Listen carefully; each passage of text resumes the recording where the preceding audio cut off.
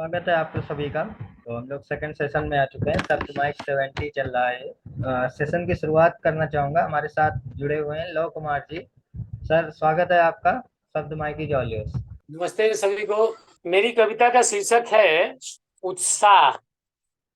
और इस कविता की एक विशेषता है कि मैंने कोशिश की है कि इसमें लगभग 12-14 कवियों को मैं नमन करूं। तो इस उत्साह के साथ कविता का शीर्षक मैंने रखा है चाह। आप सभी के सामने प्रस्तुत करता हूं। चाहता हूं नए पंख लग जाते तो दूसरी भी दुनिया की सैर कर आता मैं। चाहता हूं नए पंख लग जाते तो दूसरी भी दुनिया की सैर कर आता मैं। तुलसी की दोहावली पढ़कर अज्ञे के हरी घास पर क्षण भर घूम आता मैं। देव की कवित सवैया के घर में माखन की भक्ति के फूल तोड़ आता मैं। चाहता हूं नए पंख लग जाते तो दूसरी भी दुनिया की सैर कर आता मैं। निराला की परिमल नागार्जुन की फसल से, निराला की परिमल नागार्जुन की फसल से ऋतुराज की कन्या दान करवाता मैं। चाहता हूं नए पंख लग जाते तो दूसरी भी दुनिया की सैर कर आता मैं। सुर की साहित्य लहरी पर रसखान के सवैये संग यमुना किनारे स्वांग राचाता मैं। चाहता हूं नए पंख लग जाते तो दूसरी भी दुनिया की सैर कर आता मैं। आगे की पंक्तियां इस प्रकार हैं। कबीर की साखी सबद के गिरहस्ती में, कबीर की साखी सबद के गिरहस्ती में पंथ की ग्राम सीरी देख आता मैं। केदार के चंद्र गहना से लौटती देव सर्वेश्वर दयाल सक्सेना के मेघ ले आता मैं। राजेश के बच्चों को काम पर भेज रहे, राजेश के बच्चों को काम पर भेज रहे समाज विरोधियों को यमराज की दिशा चंद्रकांत से दिखवाता मैं। चाहता हूं नए फिर पंख लग जाता तो दूसरी भी दुनिया की सैर कर आता मैं, सैर कर आता मैं। धन्यवाद। बहुत बढ़िया कविता रहे। बहुत बढ़िया सर, बहुत बढ़िया, वाह। बढ़ते हैं आगे प्रोग्राम में और इनवाइट करना चाहेंगे दीपक जी को। दीपक सर, स्वागत है आपका शब्द माइक की जॉलियस। धन्यवाद और सभी को नमस्कार। मेरा कुछ शेर सुनाना चाहूंगा। ये फुटेज जैसे भी नए लिखे हैं आप लोगों के सामने प्रस्तुत करता हूँ। ये रिश्तों की रेसिपी, ये रिश्तों की रेसिपी तल्ख कैसे हो गई, ये रिश्तों की रेसिपी तल्ख कैसे हो गई। कौन है जिसने कहा था तेज रखना मिर्च को, कौन है जिसने कहा था तेज रखना मिर्च को। ये रिश्तों की रेसिपी तल्ख कैसे हो गई, कौन है जिसने कहा था तेज रखना मिर्च को। आगे है बड़ी तकलीफ माना इस सफर के रास्ते, है बड़ी तकलीफ माना इस सफर के रास्ते। कारवां में कौन पर पैरों से खींचे किर्च को, कारवां में कौन पर पैरों से खींचे किर्च को। वक्त बीता हाथ की सब नेमतें जब खो गईं, वक्त बीता हाथ की सब नेमतें जब खो गईं, तब सबक वो याद आया काबू में रखो खर्च को, तब सबक वो याद आया काबू में रखो खर्च को। आगे थोड़ा सा लगे। मेरे पाले में कभी, मेरे पाले में भी कभी उसकी गेंद तो हो सकती है, किले टूटे या न टूटे सेंध तो हो सकती है। मेरे पाले में कभी उसकी गेंद तो हो सकती है, किले टूटे या न टूटे सेंध तो हो सकती है। गोल दागो हर मैच में है अगर मुमकिन नहीं, गोल दागो हर मैच में है अगर मुमकिन नहीं। तेरे पाले में कभी मेरी गेंद तो हो सकती है, कोशिशों का कुछ ना कुछ अंजाम निकलेगा जरूर, किले टूटे या न टूटे सेंध तो हो सकती है। बस ऐसे थोड़ा सा ये प्रयास किया था। मैं रोटियों पे ज्यादा ध्यान देता हूँ क्योंकि रोटियों ने मेरा बहुत कुछ रोक रखा है, छीन रखा है। रोटियों के ढेर में चिंगारियां बुझ जाएंगी, आग चूल्हों की बुझेगी, क्रांतियां थम जाएंगी। रोटियों के ढेर में चिंगारियां बुझ जाएंगी, आग चूल्हों की बुझेंगी, क्रांतियां थम जाएंगी। जब उधर में आग होगी स्वाभिमान क्या अभिमान क्या, जब उधर में आग होगी स्वाभिमान क्या अभिमान क्या। आंखों के पर्दे फट पड़ेंगे इज्जतें बिक जाएंगी, आंखों के पर्दे फट पड़ेंगे इज्जतें बिक जाएंगी। परिभाषाएं होकर निरर्थक अर्थ खो देंगी तभी, परिभाषाएं होकर निरर्थक अर्थ खो देंगी तभी। कर्तव्य दायित्वों के जैसी परिभाषाएं भी थक जाएंगी। और जब एक आग होगी प्रज्वलित उदरों में कभी, और चूल्हों में बुझी हो चिंगारियां भी हो नहीं, बस तभी फूटेगी ज्वाला सुप्त चिंगारी से कभी। और तब दो अग्नियों में लड़ाइयां छिड़ जाएंगी, और तब दो अग्नियों में लड़ाइयाँ छिड़ जाएंगी। धन्यवाद। बहुत सुंदर सर, बहुत सुंदर। बहुत अच्छे हैं। धन्यवाद। बहुत बढ़िया सर, बहुत बढ़िया। चलिए आगे बढ़ते हैं प्रोग्राम में मीनवाइल। और हमारे साथ काफी दिनों बाद जुड़ी हुई हैं सारिका मैम। तो मैम स्वागत है आपका, शब्द माइक की ज्वाली। नमस्कार। आज जो मैं कविता सुनाने जा रही हूँ उसका शीर्षक है मौत। शमशान से आज मेरे अपने मुझे अपने हाथों राख करके चले, बुराइयां ढूंढे न थके जो, वो अच्छाइयों का सेतु बुनते चले। बेवजह वजह ढूंढ दूरियां थे रखते, आज अच्छाइयों को मेरी गिनते न थके। मशगूल रहते थे जो सदा, मशगूल रहते थे जो सदा, जनाजे को कांधा देते थे दिखे। मिलने को चंद घड़ियां तरसा था जिनसे ताउम्र, मिलने को चंद घड़ियां तरसा था जिनसे ताउम्र। मेरी चिता से उठती लपटों को घंटों मौन रह वो तका किए, कहकर भी समझा न सका था बातें जो, थमते ही सांसें मेरी सब हामी भरते हुए। कहते हैं मौत पर्दा है मरने वाले को, कहते हैं मौत पर्दा है मरने वाले को, बेपर्दा कई आज मेरे जाने से हुए। वाह वाह क्या बात है मौत में अजब, सारे गिले शिकवे मिटा देती है वो, कैसी भी पीड़ा दुख तकलीफ सदा के लिए चैन की नींद सुला देती है वो, कैसी भी पीड़ा दुख तकलीफ सदा के लिए चैन की नींद सुला देती है।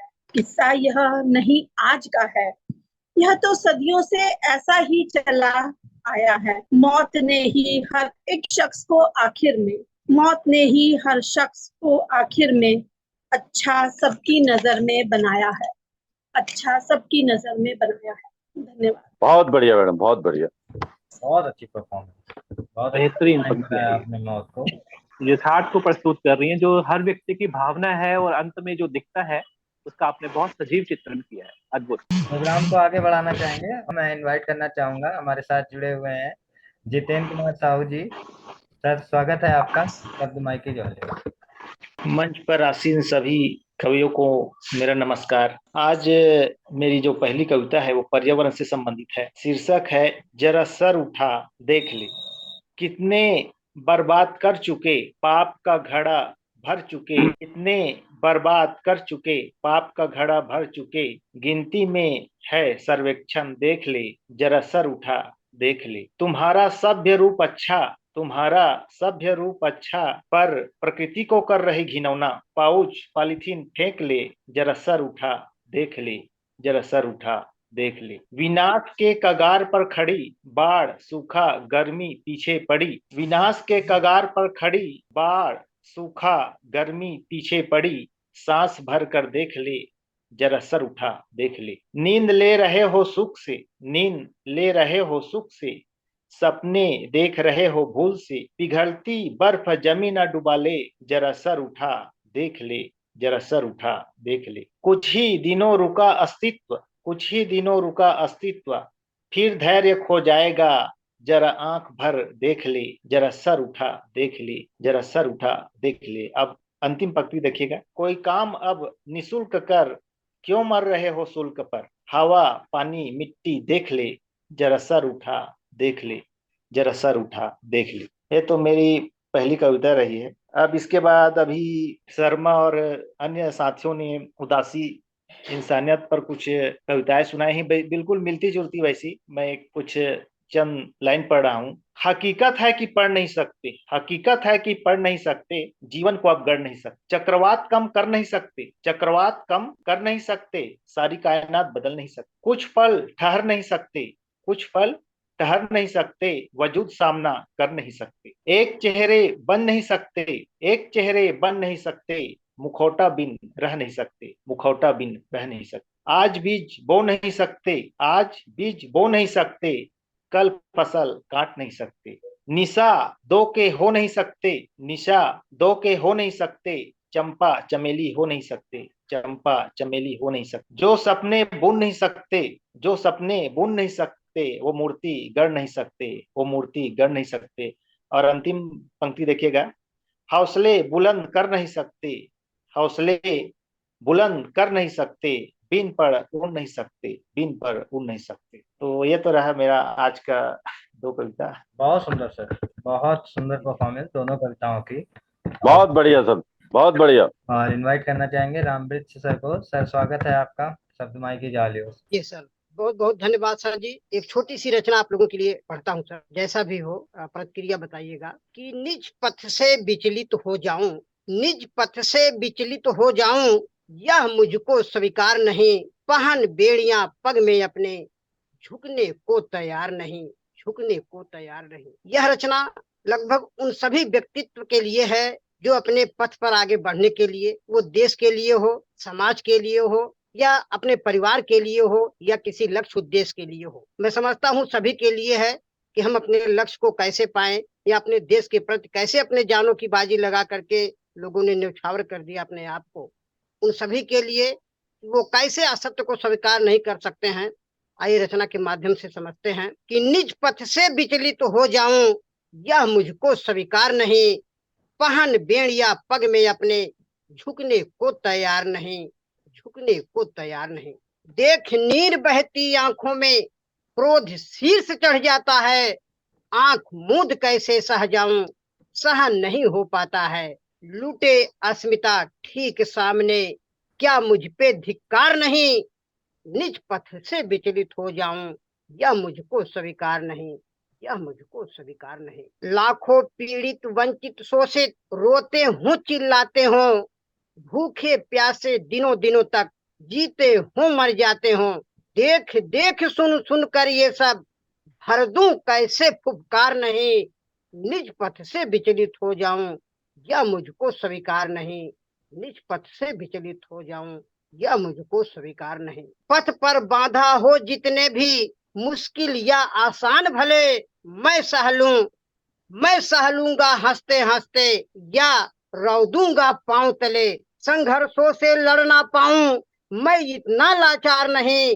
निज पथ से विचलित हो जाऊं, यह मुझको स्वीकार नहीं, निज पथ से विचलित हो जाऊं, यह मुझको स्वीकार नहीं। तपा स्वर्ण ही खरा उतरता, तपा स्वर्ण ही खरा उतरता, तपित सूर्य को ही देखो। मोती सहज कहाँ मिलता है, खुद के जीवन से सीखो। बाधाओं से लड़ने को क्या अब भी हम तैयार नहीं, अगर नहीं तो क्या तुझ पर है थू थू और धिक्कार नहीं। निज पथ से विचलित हो जाऊं, यह मुझको स्वीकार नहीं, निज पथ से विचलित हो जाऊं, यह मुझको स्वीकार नहीं। जी बहुत बहुत धन्यवाद। बहुत सुंदर रचना थी। बहुत बढ़िया, बहुत बढ़िया, बहुत बढ़िया। 10 मिनट का ज्यादा का समय है और दीपक जी ने रिक्वेस्ट करा था एक लंबी कविता के लिए, तो सर इनवाइट करना चाहेंगे आपको, कंटिन्यू करें आप। स्वागत है आपका, शब्द माई की जालियों। धन्यवाद फिर से मौका देने के लिए। एक्चुअली वाकई में ये बड़ी कविता है थोड़ी, लेकिन ये थोड़ा सा उम्मीद बांधती हुई कविता है। एक पत्ती की कहानी है, वो मैं पढ़ना चाहूंगा। ना आंधी ना तूफान, ना आंधी तूफान के कोई निशान, ना आंधी ना तूफान, ना आंधी तूफान के कोई निशान, ना अभी पीला ही पड़ा था वो पत्ता, एकदम जैसे कोपल फूटी हो वैसे ही फूट कर निकल पड़ा था वो। नदी किनारे उगे उस ऊंचे से पेड़ पर, अपने समवय अन्य पत्तों की तरह ये पत्ता उस पेड़ की ऊंचाई पर। सूरज की किरणों को सबसे पहले देखता वो पत्ता एकदम मस्त था। दिन भर पेड़ के लिए सूरज लाता, पेड़ के लिए खाना बनाता और गाता रहता गीत हवा के हर झोंके के साथ। मजाल है कि कोई हवा का झोंका उसके बगल से गुजरे और वो पत्ता उससे हालचाल ना पूछे, ना कहे कि कहो कैसे हो तुम। हवा के हर झोंके से उसकी पहचान थी वो पत्ता, बहुत मिलनसार, बहुत खुशदिल और एकदम बिंदास। हवा के झोंके भी आपस में सरसराहट करते, कहते कि देखो कितना प्यारा है वो पत्ता, वो जो उगा है ऊपर वाली डाल पर, एकदम चांद सितारों के पास। हाँ, कल मेरे साथ उसने बहुत प्यारा गीत गाया, एक झोंका बोला। जब मैं गुजरा उसके पास से, उसने हंसते हुए अपना हाथ हिलाया। दूसरे झोंके ने कहा, मस्त पवन के झोंकों का जब भी होता उल्लासित मन, तो वो उस पत्ते के पास से बार बार गुजरते, हौले से उस पत्ते को सहलाते हुए मीठी मीठी गुदगुदी करते।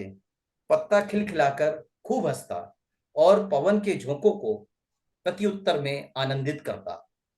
जब वो पवन के झोंके स्थिर होते, उस पत्ते की कर्णप्रिय लगती आवाज में वो उससे प्यारा सा गीत सुनते। पवन के झोंकों ने कभी भी उस पत्ते का पता आंधियों को नहीं दिया, उस पत्ते का पता आंधियों को नहीं दिया, परंतु सुगंध और यश, योग्यता और सुकर्म ज्यादा दिन तक छिपे कहाँ रह सकते हैं।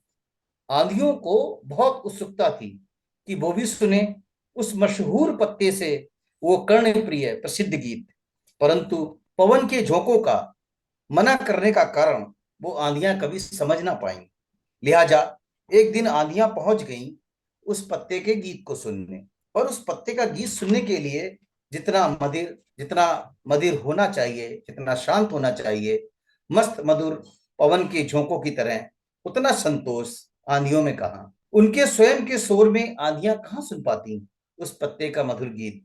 लिहाजा वो पहचान न सकी उस गायक पत्ते को और ढूंढने लगी उस पत्ते को, घूम घूम कर उस वृक्ष के चारों ओर चक्कर काटते हुए और अधिक शोर करते हुए। वृक्ष भी घबरा गया। ऐसा तो कभी नहीं हुआ। एक झुकी हुई पतली सी लचकदार टहनी ने पेड़ को बताई तब उस पत्ते की बात, गीत की बात। पत्ते के गीत पर झोंकों के झूम जाने की बात, पवन के झोंकों के गुदगुदाने से उस पत्ते के खिलखिलाने की बात। आंधियों से संभलते संभलते उस थके हुए वृक्ष ने व्यग्र आंधियों के जाने के बाद पत्ते से इस बारे में बात करने का निश्चय किया। इस बीच वह पत्ता तो आंधियों से भी नहीं डरा। वो तो और जोर जोर से आंधियों के संगीत में पाश्चात्य धुन पर जैसे और जोर जोर से गाने लगा और जोर जोर से नाचने लगा और देखने लगा भविष्य के स्वप्न, सुनहरे चटक रंगों वाले स्वप्न। स्वप्न की कैसे वह पवन के झोंकों से कहेगा कि चिड़िया से एक घोंसला बनाने को कहे उसके सामने वाली डाल पर, ठीक सामने वाली टहनी पर, जिससे वह सुना सके अपने गीत घोंसले में बच्चों को, और जब सीख जाए वो गीत तो वो बांटे उसके गीत जगह जगह और पेड़ों पर जाकर हर पत्ते को सुनाकर। तब शायद किसी दिन पूरा जंगल गाएगा उसके जैसे कर्णप्रिय गीत। पेड़ को उस पत्ते के सपने और इरादे बहुत अच्छे लगे और वह पेड़ करने लगा और ज्यादा प्यार अभिमान के साथ अपने उस पत्ते पर। परंतु नियति को कुछ और था मंजूर। नियति जो बनाए ताकतवर या कर दे मजबूर। एक दिन बंदरों के बच्चों की एक टोली चढ़ आई उस पेड़ पर। चंचलता और बचपन की शरारत चढ़ आई उस पेड़ पर। पत्ती की तो खुशी का ठिकाना ना रहा। वह जोर जोर से हिल हिल कर उन बच्चों को प्यार से अपना गीत सुनाने लगी। बच्चे उसके सुर में नाचने लगे और प्रसन्नता के इस अतिरेक में एक झटके में उनसे वो पत्ती टहनी से टूट गई। टहनी से टूटते ही पत्ती के बुझ गए गीत, वृक्ष के भी बह निकले आंसू जो बादल बन जल बरसाने लगे। अप्रत्याशित इस घटना ने तोड़ कर रख दिया था पत्ती को। आगे क्या क्या होगा अब जाने। ना बूझ रहा था पत्ती को।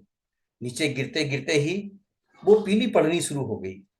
उसके तो जीवन का उद्देश्य ही खत्म हो गया था। उद्देश्य कहें क्या, शायद उसका जीवन ही खत्म हो गया था। नीचे बहती एक नदी में जा गिरी थी वो, और अब नदी की धार के साथ बह रही थी वो। पत्ती के मन में एक करुण गीत फूट पड़ा। उसके करुण गीत के बोलों से नदी विचलित हो उठी और व्यथित व्याकुल नदी भी और तीव्र हो गई। तीव्र गति से पत्ती भी अग्रसर थी अपनी पहली परंतु अंतिम अनिश्चित यात्रा की ओर। मुझे दुख है कि वो प्रेम भरे मधुर गीत पूरी दुनिया में ले जा न सकी। पत्ती सोच रही थी चिड़ियों के बच्चों के सहारे सारा जंगल महका न सकी। फिर उसने सोचा, देखिए ये पॉजिटिव थिंकिंग की बात आ रही है। फिर उसने सोचा कि चिड़ियों के बच्चों क्यों, अब तो वह भी चलायमान है। चिड़ियों के बच्चे क्यों, अब तो वह भी चलायमान है चलती हुई नदी के साथ।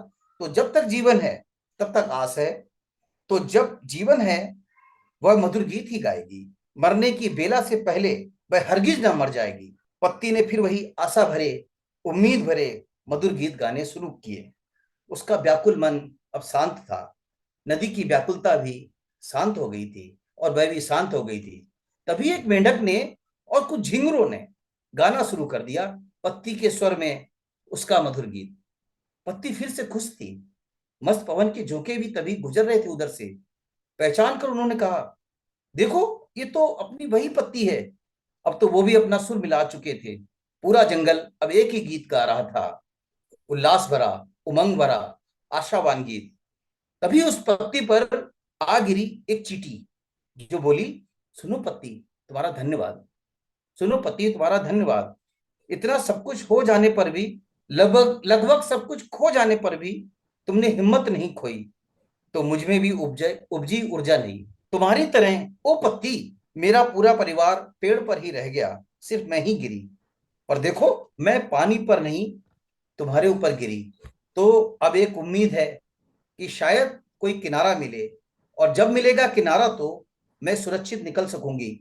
सुरक्षित रही, जीवित रही, तो ये हमारा प्रण रहेगा। तुम्हारा गीत बांटना मेरे जरिए सदैव जारी रहेगा। तुम्हारा गीत बांटने का काम करूंगी, तुमसे बिछड़ कर भी। ये पवित्र संकल्प तुम्हारा अब न रुक पाएगा कभी। किनारा मिलते ही चींटी झटपट उतरकर धरती पर पहुंची और सबको उस पत्ती की कथा सुनाई, गीत सुनाया। गीतों में जो छिपा हुआ था वह प्यारा संदेश सुनाया। चींटे, झींगुर, मच्छर, भंवरे, कोयल, पपिया, तट और लहरें सब गुनगुना रहे थे। पूरे जंगल से गीतों के मधुर स्वर आ रहे थे। शायद जंगल के सभी अवयव जयकारे लगा रहे थे। जयकारे उस पत्ती का, जिसका रचा वो नाद था, जिसका रचा वो गीत था।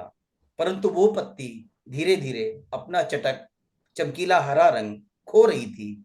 जहां से उसका स्रोत है वहां विलीन हो रही थी। परंतु वो दुखी नहीं, प्रसन्न थी कि वो नहीं तो क्या, ये चींटी तो उसका गीत गाएगी। उसके गीतों को चिड़िया अपने बच्चों को सुनाएगी। तब शायद उसके जैसी कोई पत्ती फिर से गाएगी। वह नहीं होगी तो क्या होगा, उसका मकसद तो पूरा होगा। खुशी थी या कुछ और, आंखें बंद कर लेने से पहले उसकी आंखें कई बार डबडबाई थी, कई बार डबडबाई थी। धन्यवाद। अद्भुत, बहुत बढ़िया, वाह। कहीं भी कविता ने बेहतरीन पंक्ति है ना। नहीं दिया माइंड। एक ऊर्जा की जो जीवन यात्रा है सारी इसमें दिखाई देती है, जो एक एनर्जी की पॉजिटिविटी है, कैसे उसकी इनकारनेशन होता है, कैसे। धन्यवाद, आप लोगों को पसंद आई। बहुत ही बेहतरीन कविता हुई लास्ट में। काफी बेहतरीन परफॉर्मेंसेस हुई आज, इवन स्टार्ट से लेके first second session back to back performance. शब्द माइक के लिए आज के लिए इतना ही। मिलेंगे अगले शनिवार ठीक 6 बजे शब्द माइक 71 के साथ। नमस्कार। बिल्कुल। नमस्कार।